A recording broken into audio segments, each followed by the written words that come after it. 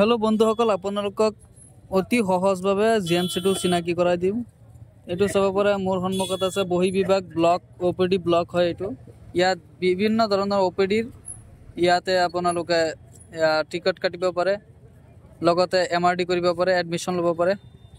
ইয়াত চাব পাৰে মানুহ বহুতে এফালে ঘুমাই আছে আৰু এফালে আছে ইমাৰ্জেন্সি আৰু এফালে চাব পাৰে অমৃত বুলি লিখা আছে ফাৰ্মেসি। ইয়াত ফ্ৰী ঔষধ দিয়ে যদি অটল অমৃত কাৰ্ড থাকে এক্টিভেট হয় তেনেহলে। আৰু ইয়াত চাব পাৰে এটা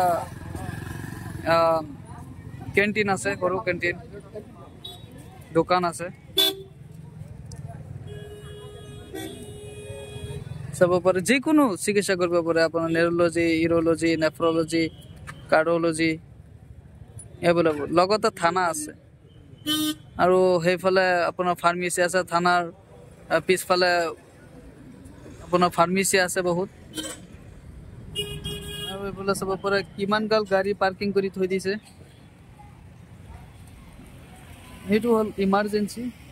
যদি কিবা ইমাৰ্জেন্সি মানে কিবা ভয়ানক ৰোগী থাকে, সিৰিয়াছ, তেনেহ'লে ডাইৰেক্ট ইমাৰ্জেন্সিত আহি সোমাই দিব পাৰে।